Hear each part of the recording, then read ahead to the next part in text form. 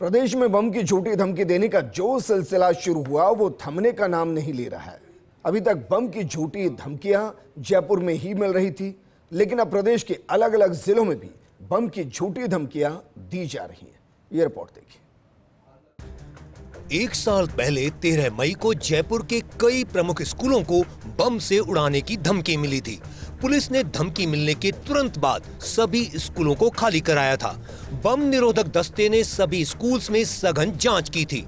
कई घंटों की छानबीन के बाद पता चला कि ये धमकियां झूठी थीं। ऐसा ही वर्तमान में जयपुर सहित प्रदेश के कई जिलों में बम थ्रेट की धमकियां मिल रही हैं। पिछले कुछ दिनों में जयपुर एयरपोर्ट, कलेक्ट्रेट कार्यालय, SMS स्टेडियम समेत कई जगहों पर बम विस्फोट की धमकी मिल चुकी। हर धमकी के बाद पुलिस पूरी मुस्तैदी से मौके पर पहुंचती है। बम निरोधक दस्ता और डॉग स्क्वाड जांच करता है, लेकिन अंत में हर बार बम थ्रेट झूठ ही निकलता है। बम विस्फोट की सूचना देने का तरीका हर बार एक जैसा ही है। कई मामलों में पुलिस या किसी विभाग की ऑफिशियल ID पर मेल के जरिए दी धमकी। बम विस्फोट की झूठी धमकियों का सिलसिला अब जयपुर से निकलकर अन्य जिलों तक पहुंच गया है। कल एक ही दिन में सीकर, राजसमंद, भीलवाड़ा समेत कई जिलों के कलेक्ट्रेट को बम से उड़ाने की झूठी धमकी दी गई। सीकर कलेक्ट्रेट में तो मुख्य सचिव अधिकारियों की बैठक लेने वाले थे, लेकिन धमकी के बाद उन्हें बैठक का स्थान बदलना पड़ा।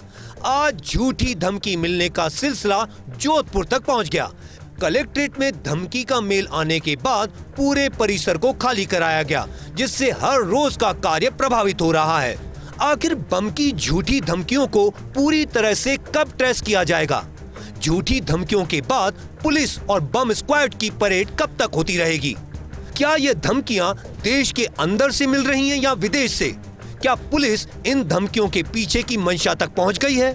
क्या बम की झूठी धमकी देने का कारण किसी तरह का साइबर वॉर है? राजस्थान में बम की झूठी धमकी मिलने की शिकायतें अब आम हो गई हैं।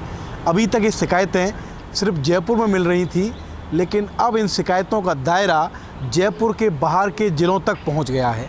राजस्थान पुलिस इन धमकियों के बाद अपने सभी महत्वपूर्ण काम छोड़कर उस जगह पर पहुंचती है जिस जगह को बम से उड़ाने की धमकी मिलती है, लेकिन कई घंटों की जांच के बाद पता चलता है कि जो धमकी ईमेल से आई थी वो झूठी थी।